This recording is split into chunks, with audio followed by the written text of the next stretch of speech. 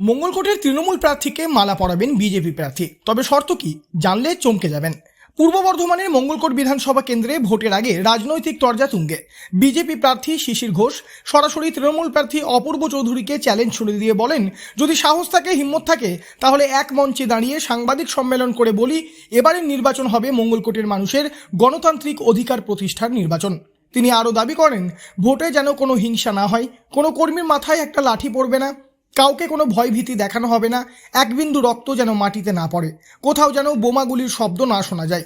এমনকি তিনি প্রকাশ্যে ঘোষণা করেন, এইভাবে শান্তিপূর্ণ নির্বাচন হলে এবং অপূর্ব চৌধুরী জয়ী হলে আমি বিজেপি প্রার্থী হিসেবে প্রথম ফুলের মালা নিয়ে তাকে বিজয় সংবর্ধনা জানাতে যাব।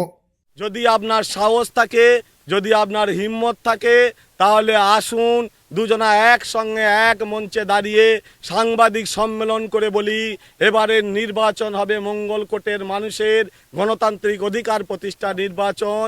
প্রত্যেকটা মানুষ তার নিজের অধিকার প্রয়োগ করতে পারবে।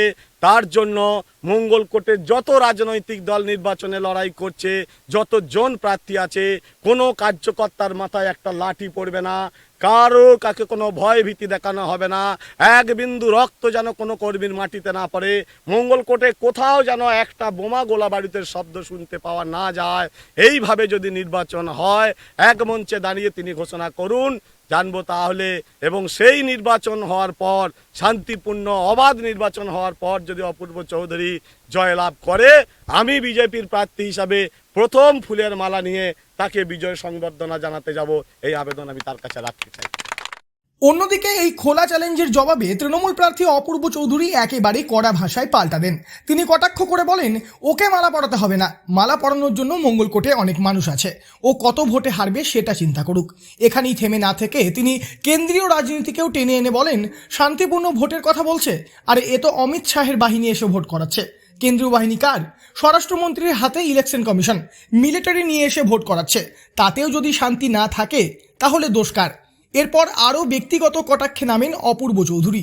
তার কথায়, আজে বাজে বকলে তো হবে না, ও তো হেরে বসে আছে, ও আবার কি বলবে, কত ভোটে হারবে সেটা চিন্তা করতে বলো।